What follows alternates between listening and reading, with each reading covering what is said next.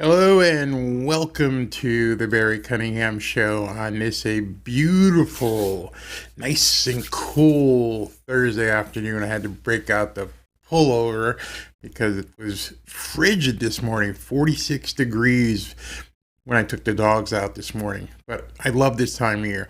So I got a lot to go over. I'm going to jump right to it, just checking my levels, making sure everything's okay. Again, my name is Barry Cunningham. I am a real estate investor and burgeoning developer here in South Florida. Great time to be a real estate investor, as I've been preaching for the last month or so that we need to get ready. We need to be absolutely ready for what's coming, what's ahead. The market down here, everyone says it's fantastic. If you're a seller, if you're looking to move in someplace, maybe because the mortgage rates are great, you can find some place that you're willing to stay in for, 7 to 10 years and ride things out. But this show and everything about this show is about realism, and it's about nothing but making money in real estate investing. That's what we're talking about, real estate investing, but making money through real estate as a commodity, doing nothing but trying to find ways, trying to find those opportunities that allow us to find deals, get them flipped, get them sold. If we're going to put Section 8 renters into them, then we'll look at doing that as well.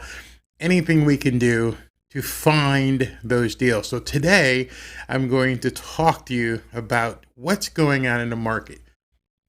And I've been, giving you guys some information over the last couple of days, actually over the last couple of months, in regards to being prepared for what's ahead and what's coming. And so today, I'm going to pull the curtain back and really show you a couple things that by now you should understand where things are headed, and you should be prepared come January to see if you can't take advantage of a lot of what I feel and people who I've spoken to think is going to be just an absolute amazing market for real estate investors come 2021.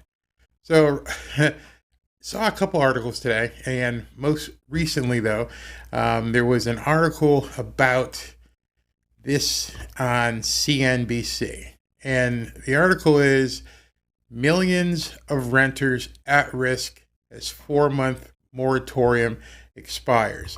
I've been telling you about the moratorium. I've been telling you that on December 31st, it goes crazy. I've been telling you that, hey guys, watch out, because millions of renters are going to be in a problematic state on December 31st if it doesn't get extended. We do know that Fannie Mae, Freddie Mac, some of the governmental agencies have pushed things back to January 31st to give people a respite of another 31 days, but we don't know about all the other renters and for people in foreclosure.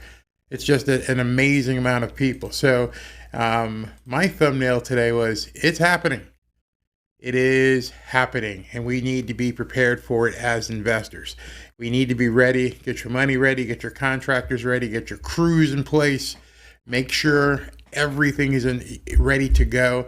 If you need some help, let me know. I'd be glad to help you put some stuff together. But now is the time to begin getting that stuff put together. So I'm going to share with you right now a video.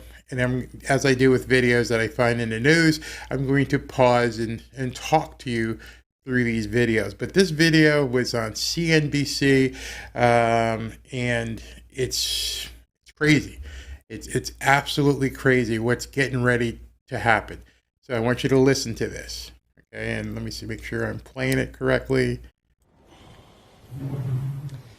An eviction crisis is looming. The moratorium is about to expire, and that could leave millions of renters without a place to live on New Year's Day. Here's Diana Olick. Christina Kelly had no problem keeping a roof over her family's head in Omaha until she got laid off from her job last summer when the business closed due to COVID. She hasn't paid rent since August. There are no options. Right now, the homeless shelters are all closed to new people because the pandemic, obviously. and I don't have a vehicle for me to even. So this lady is not alone. There are millions of people in the same and similar situation that she's in. They don't know what they're going to do. This woman was getting ready to talk about, she would live in her car if she had to, but she didn't even have a car. I don't know if it got repoed or what, but she doesn't even have a car. And her story is not unique. It's actually happening across the country. Kelly is one of up to 5 million renters across the U.S. who face eviction at the end of this year, when a moratorium imposed by the Centers for Disease Control expires. 5 million renters. How many of those are in Florida? I don't know, but I'm going to show you today how you can do some background data to find out who these people are. Now, obviously, as I've said, the idea is to find good people in bad situations. So you're going to have to do some due diligence, doing some vetting to see who these people are on the renter side. On the foreclosure side, it's a big difference, and I'm going to show you about that. You have been sued for the possession of premises and. Kelly may be out even sooner because her lease is up, which means she's no longer covered by the CDC. Now I hope you understand what she just said. This lady has been through the eviction moratorium, foreclosure/eviction moratorium for quite some time. During the course of the moratorium, her lease expired. She no longer even has a lease to be protected. This is an entire different class of people who are going to have a problem here. These are people whose leases expired in November, December 1st, and they're no longer protected. They can be evicted right now. Right now. So what are we going to do about those people? It's really an epidemic during this pandemic that people are facing that I don't think a lot of people realize. The crisis is national, but some states are seeing. Did you see that map? So I'm going to fade back and I'm going to pause on that map. So let's talk about a higher share of renters at. Okay, so if you're looking at that map, this is a map of obviously the United States with the eviction epidemic highlighted by colors, and it's showing which areas of the country are most prone to having evictions take place. Notice anything?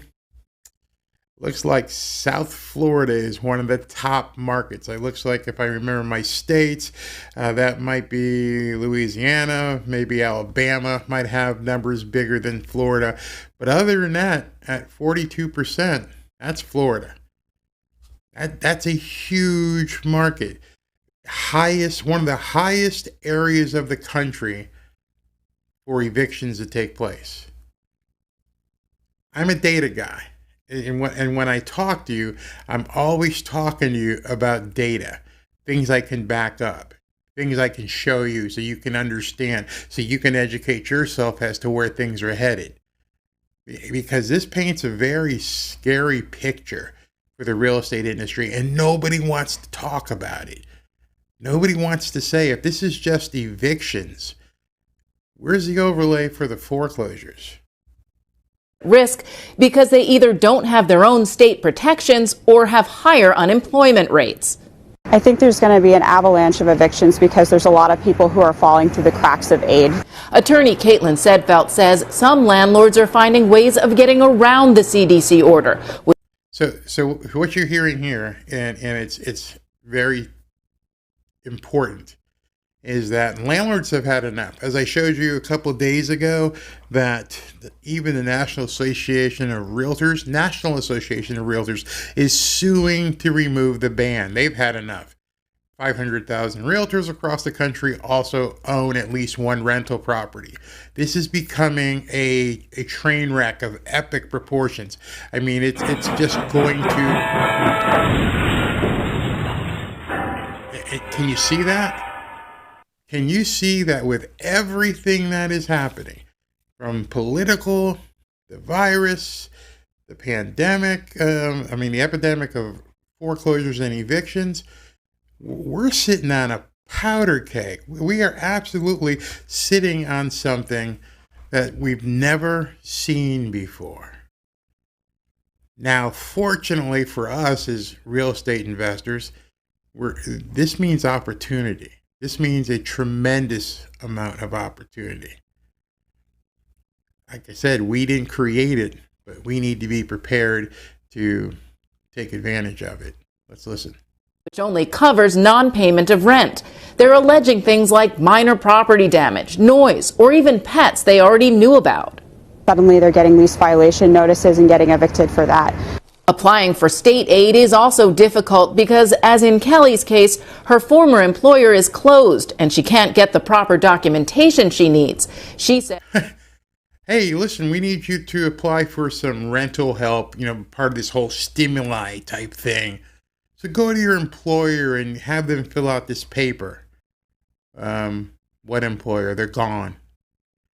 25% of small businesses have already left, closed the doors. It's happening, people. It is happening. Wake up, slap yourself, be ready. This is the time that as a real estate investor, we need to understand that we can bring good to a neighborhood. We can help neighborhoods change. We can help people get back on their feet. It may seem as though we're bottom feeding, but in essence, they need us on that wall. They want us on that wall. she's applied for dozens of new jobs, but so far, no luck. I just want landlords to know that we understand that this is hurting them, but it's hurting us as well. I don't know what to say. You know, there's a lot of small landlords that aren't giant apartment complexes of 400 and 500 units. And just as you don't have a job, some of these people's jobs is their rental property. I mean, back 15 years ago, my entire income was based upon houses I could flip, but my monthly income was based upon the cash flow from real estate. So I empathize with your situation, ma'am, but that doesn't do me any good. I need a tenant that's going to pay me rent. You're precluding me from income, and as such, I need to get you out of the property. That's what landlords are thinking. They have somewhere to lay their heads at night, and at some point, we may not. I understand that. That absolutely sucks, especially for a woman with children and not knowing where you're going to live, where you're going to sleep the next night. But what about the landlord? What if he's gotten a foreclosure notice from the state? What if he's going to lose the property? Is nobody thinking about that on the other end? Are we totally socialist at this point? And of course, landlords argue they need to make a living too. In fact, the smaller mom and pop landlords who depend the most on rent for their personal income are being hardest hit by renters not paying. But both renters and landlords agree they need more help from the government. Where are you going to get from the government? I mean, it was one round of $1,200 months ago. They're talking about $500 or $600 coming up soon, maybe. In South Florida, a $1,000 payment gets you a studio apartment in the hood.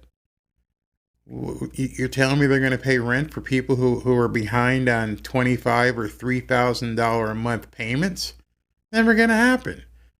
I mean, it's just a Band-Aid. There's nothing that the government can do short of waiving mortgages as well. So, I mean, if they waived mortgages and you got the banks to nod and say, yeah, we'll give up billions, it's a no-win situation. And so Diana's right. No. This was something, do you remember your first piece on this? It was a while back, and here we are. You would have thought maybe, here we are. How do we expect the CDC to extend the moratorium? What's that look like, Diana? Well, we've spoken to sources within the CDC, and they say while they're considering it, they've not made an announcement yet. They are likely waiting on Congress now, which is working on that next relief bill. There is significant renter relief in that bill. They just need to pass it, and they need to get that money to the renters and to the landlords. And there's also a potential for extending that moratorium by about a month in that bill. But the question is, when is it going to happen? Is it going to happen? And will it happen by January 1st? That's me holding my breath. That's you holding your breath. The extension she talked about was just for another 30 days. Maybe Congress will do something. Maybe they'll who knows? But right now, it's happening. Like I said, and when you see this kind of stuff, it is happening. There is no other way to look at it except to understand that people are going to be having to move out of their properties. There's no other way around it. There's no magic wand. There's no pot of gold that's going to fall out of the sky. It's time to get ready to buy some property. I'll be right back. Your source for profit. Hear what you need to know to succeed in today's real estate market.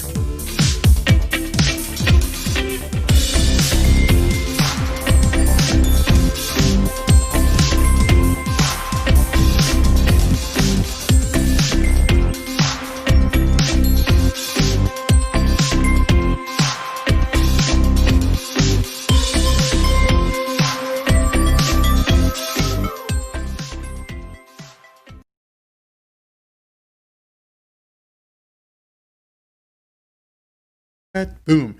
Yeah, I had to take the headset out of my ear, and then the cord got wrapped around my desk, and it was almost a nightmare where I was going to get back on the air here and not have the ability to get back in front of this camera and start talking again. So, did you like that? Where are we headed? What's next? So we know that people are going to be millions of people are in foreclosure and in some state of possibly being evicted from their homes. What do we all do? Well, I'm going to show you something. I'm going to run through a couple articles, and I'm going to show you about this article here. This article showed up today. It was, as you can see here, December 10th, which is today, at 8:45 a.m. And what they're trying to say in this article is that, and I know I consider this a little bit of clickbait myself. It says foreclosure filings are way down. And there's a reason for that. Of course, there's a reason for that. Numbers fell to 10,000 nationwide for November, despite a scuffling economy. And you can read this through here, and it says November foreclosure filings dropped to 10,000, a 14% dip from October, and an 80% drop from roughly 50,000 filings last year. But it's not because the market has gotten better. What's happened is people, banks, the lenders have stopped foreclosing for now because these cases are going to go nowhere. These cases are stuck in court and we're just sitting on them. So they're like, why are we bother spending the legal funds to get these cases out when they're not going to be adjudicated right now because there's a eviction and foreclosure ban in place. Experts say, though, however, once those temporary measures end, a wave of foreclosures could come crashing down. Where have you heard that before? A wave of foreclosures could come crashing down. New York had the most foreclosure filings. Miami came in, it looks like third. And down here, the overall foreclosure rate, which includes both starts and completed foreclosures, meaning the writ certificate of title has been issued, was highest in St. Louis, where it affected 1 out of every 4,400 homes. Cleveland had 1 every 53, almost 5,400 homes, while Jacksonville had the third highest with 1 in every 5,900 houses. Lenders foreclosed on a total of 20. Now, when I say foreclosed, it has gone through the entire process. They've one way or another had to weed through it. And as they did so, 2,000 properties in November alone went back to the bank or got sold at auction. Doesn't seem like a lot, except you have to understand that's during this year. That's while we're in the pandemic, with courthouses closed, unlimited staffing, doing everything virtually. Yet there's more than 2,000 homes in foreclosure right now in any of the tri-state counties. They're just not able to be adjudicated. So if you know that there's 5 million people nationwide who are going to be evicted, and you know that there's just tens of thousands of homes that are headed towards foreclosure, this virus has taken an immense toll on the real estate market and the real estate economy. And, when I look at the virus, and I'm going to show you some of the numbers again right now. This is as of today. I'm going to go ahead and refresh this. And I personally think that we're being led astray.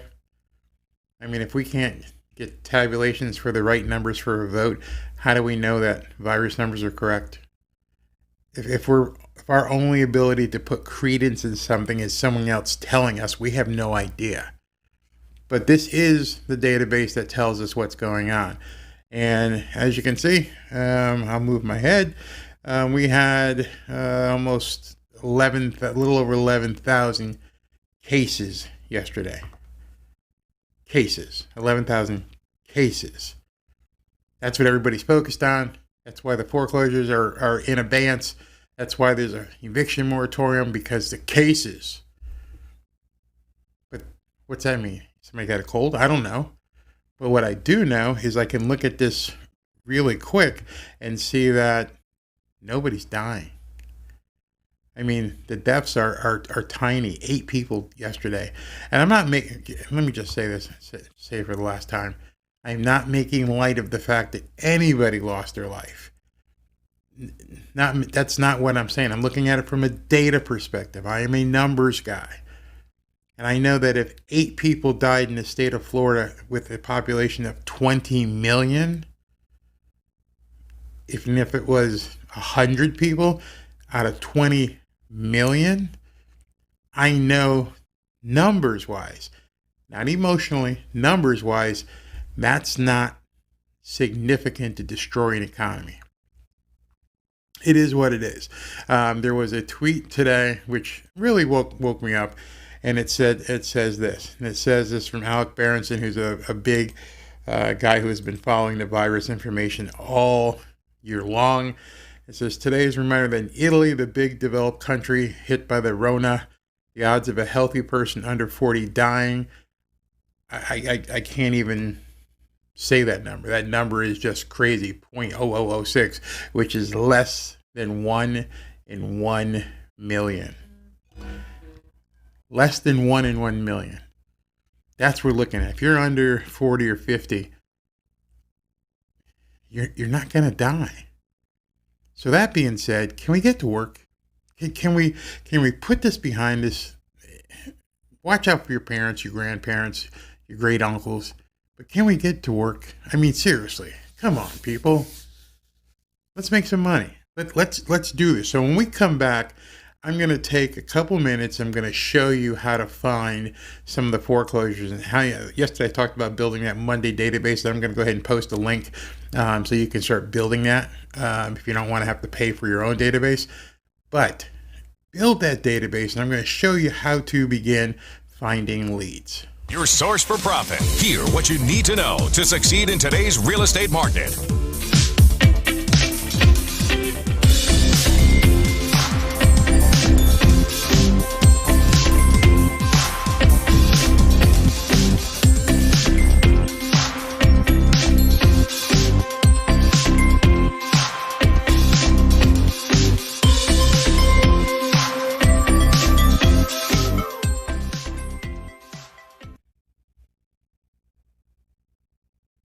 And we're back. And so, again, my name is Barry Cunningham. I am a real estate investor here in South Florida, and I'm going to show you a free tool. completely free. I'm going to spend the next 5 or 10 minutes. So if you want to go get a pad or a pen and begin taking some of this down, or just rewind it, I'll go as slow as I can. But there's a number of programs out there that you can subscribe to that'll pull this data in for you. But just starting out, or maybe you're a little bit more advanced, but it's still data you can look at. Data. Remember, real estate investing these days is all about data. He who has the data wins. I'm going to have to tweet that. He who has the data wins. So, that being said, if we're here to make money, and I think that's why you're here, that's why I'm here, let's take a look. So, if you look at this site here, I just did a quick search in Google. It's called the Broward County Public Records, and you can put in whatever county you want. Any county in the state is fine if you're not here in South Florida. Miami-Dade, Hillsborough, whatever you want. But I'm going to use Broward County. And the first thing that pops up when I put Broward County Public Records is this page called the Records. I click on it, and from here you can do a number of different searches. I love how Broward County has it. To me, it's the easiest way to go forward. You can do certificates of title and search them. Let me stop. Let you know what a certificate of title is in case you don't know what that means. A certificate of title is the type of title that a bank or auction buyer would get from a foreclosed property. Once the house is sold at auction, it wipes all the debts off. It has a clean title, but that title is called a certificate of title because it's basically the court saying you are now the owner of this property. And at that point, you can sell it just as though you had a warranty deed or anything else. But a certificate of title is what that's for. But we're going to be looking under the official records. So what we're going to do here is click Search Records. And from Search Records, what we want to do is go into document type. See this here? There's a number of different things, but document type. Now remember these other placards here, book page, name, things of that nature. That comes important down the road. But document type, I'm going to clip in here. Whoa, what just happened? Great. So right now, doing a live video, it looks as though the page is not working, which absolutely sucks. So I'm going to go back here. I'm sorry. I'm really sorry. I hate when stuff like that happens. Maybe I try a different browser. Let me try over here in this one here and see what happens. Let me put this in. Nope, it's dead. All right, so what we're going to do is we're going to look at Miami-Dade. We may have to do this tomorrow. I had this all set up. It's not working. So let's go ahead and improvise. We're going to improvise here. So we're going to look at, let's say, I'm going to put it on me for a second, but we're going to look at Miami-Dade County rate. We're going to do this on the fly. No net here, people. No net. Ready? So let's do this. Miami-Dade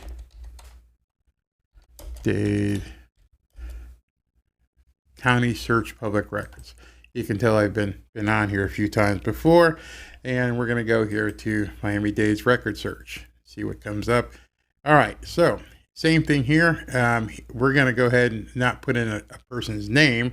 What we're going to look to do is we're going to search a document type.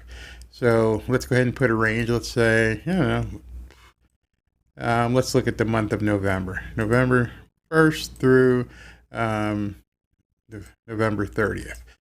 Over here where it says document type, we're going to look for something called a list pendants. It sounds spelled just like it sounds. List pendants. See this here? List pendants. And you just click there. And then whatever this CAPTCHA is, I can't see it. Okay, so I'm going to put in the CAPTCHA.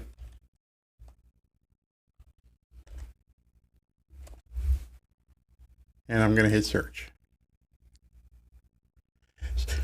So this just pulled up all of the list pendencies that have been filed since November 1st to November 30th. That's all. That's the time I searched. So these are all different types of lawsuits.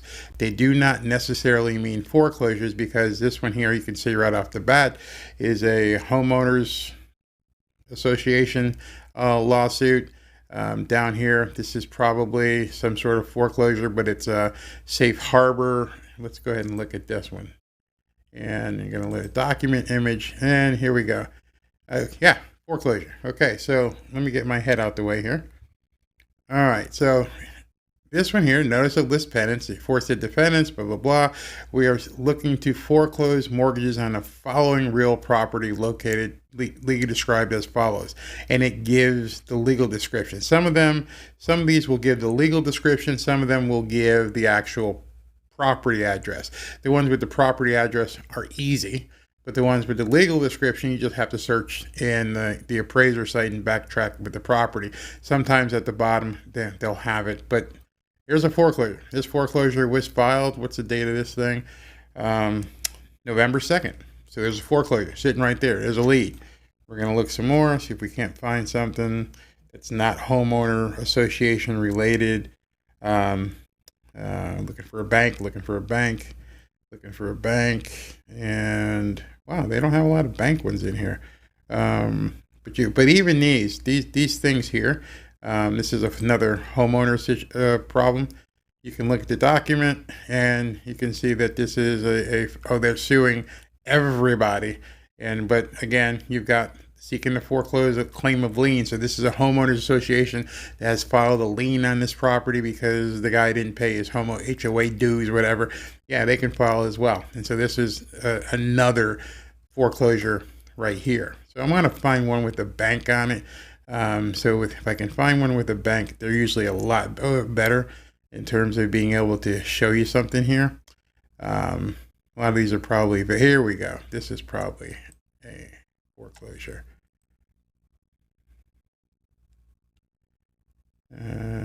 Yep. Okay. So this is a commercial foreclosure, but you can see the idea behind it. So there's a defendant's Recovery World, and it's the defendant's the plaintiff is Regions Bank looking to sue. It says right here, foreclosure of commercial real property. And it gives you the legal description again. And it was filed on October 29th, and then it was gone there. So then you just go through here. It's pretty simple. It's free. I'm just clicking on it, things here. Here's one. Okay. I don't even have to go any further with this one. I don't have to even look. I know that if I see something with US Bank NA, I know it's a foreclosure right off the bat. Now, hopefully when I scroll down, I'm not going to make myself look like a fool, but let's see what Mr. Lopez. Okay, this is a 2-page, and here we go. You are hereby notified that we're suing to seek a foreclosed note and mortgage encumbering the following described property. And then it gives the legal description, and this one has the address. Bingo. So I think we've been talking 4 or 5 minutes, and I just found something I can go after. Just that quick. You can rewind it and say, well, Barry, he tried to go Broward, it blew up. He couldn't do anything with it, so he just went to the next site. While you were looking, I just showed you a foreclosure. There it is, 3600 Northwest 171st Terrace in Miami Gardens. I don't know where that property is. I know the area of Miami Gardens, but I don't know that property. So now from here, I would extract that, put that into my database, I have the wife look at the MLS, but then I would also, if you don't have access to the MLS, look on realtor.com, see if that property is for sale, check out Zillow. I mean, if we had time, I could actually show it. Well, let's go here. But anyway, you can see that this property is now in foreclosure. There's probably not much behind it, but let's go ahead and look at if there's anything else. No, we're just going to go back and look at this, and you can see it was filed on November 3rd. So this property is in foreclosure, actively in foreclosure right now. This property is a property We don't know what the problem is with Mr. Lopez. We don't know if he's lost his job. Something happened. Something happened with Mr. Lopez. And I maybe shouldn't have said the guy's name, but this is all public record. This isn't me exposing anything. The state puts this and the county puts this right out there. It's a matter of public record. And so from here, I could just take that address, 3600 Northwest 171st Terrace, and go look it up. Let's look at one more. Let's see if I can find another one in here. Okay, here we are. That's Mr. Lopez again. He's getting sued all over the place. Let's find. Okay, here we go. We've got Nation Star Mortgage. And then here's all the information. Let's see what we got. I'm going to have to blow it up so you guys can see it. But what do we have? We have this plaintiff has instituted this action against you to reestablish a lost mortgage and a loan modification with respect to the property below.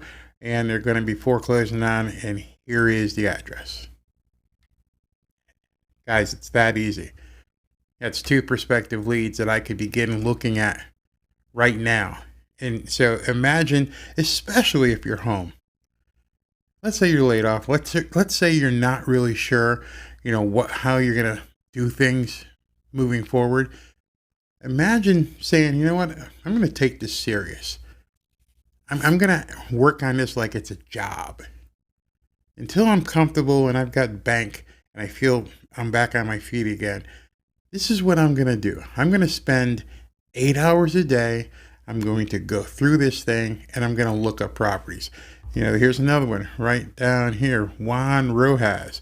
Juan Rojas, as I said, if I see USB NA, I know that's a foreclosure. So I'm going to click on here. Document image, and what do we have here? Okay, here's another one. We are hereby notified that we're seeking to foreclose on you, and here's the property, and we're going to try and take it. That's 3 in 15 minutes. Do I need to go any further?